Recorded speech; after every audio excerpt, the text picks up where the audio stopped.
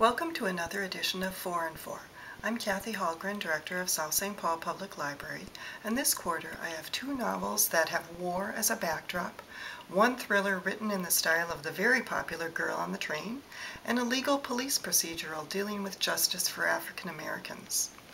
My first book, by Emma Hooper, has the great title of Etta and Otto and Russell and James, and it's a novel about patience, adventure, and loving from afar. Etta has set off from Saskatchewan to walk east to finally see the ocean. At 83, her memory isn't what it used to be, but her husband Otto realizes it's something she has to do because years before he enlisted during the war, leaving her to wait for him. Otto still dreams of his final horrible ocean battle. Russell is a neighbor who grew up with Otto's family on a farm, and he's frantic that Etta will disappear forever if she loses her note with her name on it. These three form an unlikely triangle, but they all believe in living your dreams, and in Etta's case, maybe a bit too literally. Etta acquires fans along her journey, but all she wants is peace and quiet with her sidekick coyote, James. If you liked The Unlikely Pilgrimage of Harold Fry by Rachel Joyce or The Snow Child by Eowyn Ivey, you just might like this novel where the power of love shapes their lives. If you enjoyed Gone Girl and The Girl on the Train, you might like Susan Crawford's The Pocket Wife. Dana and Celia are suburban neighbors, and one day Celia yells out the door to Dana, urging her to come over. It turns out that Celia has a picture on her cell phone of Dana's husband Peter with another woman. Dana's shocked, but not as shocked as when, safe at home after an afternoon of drinking with Celia, she hears that Celia's been murdered in her home. Did she have anything to do with it? It doesn't help that Dana has spent some time at Bellevue in the past, trying to overcome her demons, and she fears she's on the brink of losing it again. The book's called The Pocket Wife, since Dana feels displaced by others in her husband Peter's life, sort of like out of sight, out of mind. It doesn't help that she discovers Peter's cell phone has an entry for a mysterious C. When she dials, it goes to Celia's voicemail.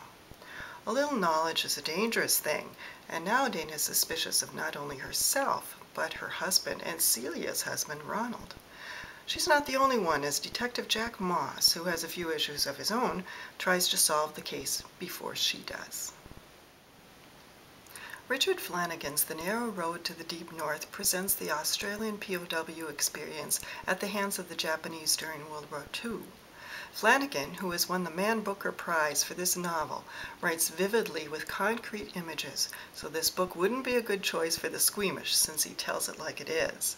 The second chapter starts out, a happy man has no past, while an unhappy man has nothing else. Dorigo Evans certainly has a past that he's none too comfortable with. A glorified surgeon and war veteran and a survivor of the Thai-Burma Death Railway, Dorigo feels that his life has been one big lie and a multitude of smaller ones. The author's depictions of military life and then the grueling will to survive once surrendering to the Japanese were for me the most compelling compared to the love story interwoven through the chapters. This book questions our views of morality and what really matters in the end as you try to understand the limited choices available to the oppressed and the oppressors. At first I didn't like this book, but I couldn't stop reading because it deals with what happens during war, what happens after war, and how the world reconciles the difference.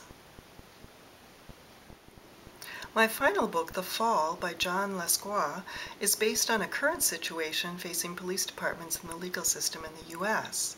In this latest novel of the Dismal Hardy series, the San Francisco police have handled 8 murders of African Americans with no convictions, and the public is getting restless. Now, 17-year-old Leah Paulson appears to have been tossed or pushed into traffic from an overpass and immediately killed, and both the DA's office and the police need to find her killer to turn the tide of public sentiment. Enter lawyer Rebecca Hardy, the daughter of Dismal Hardy, who is now working at his firm and is the new protagonist in this entry into the series.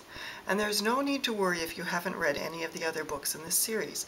The author introduces each regular character so you're brought up to speed very quickly. Rebecca, or the Beck, as she's called, winds up defending Greg Treadway, a CASA, or court-appointed special advocate, for Anlea's twin brother Max, and it turns out that Greg was one of the last people to see Anlea alive and appears to have had a relationship with her. But Anlea had a mind of her own and didn't like what was going on at her group home. Did this cause her to be killed? What I really liked about this book is the way a young lawyer learns how to think like a lawyer when attempting to defend a client she thinks is innocent, and the author writes very believable, natural dialogue. Finally, if you loved Water for Elephants by Sara Gruen, just wanted to mention that her latest At the Water's Edge is out, and the reviews are all over the board. And that's all for this edition of 4 and 4.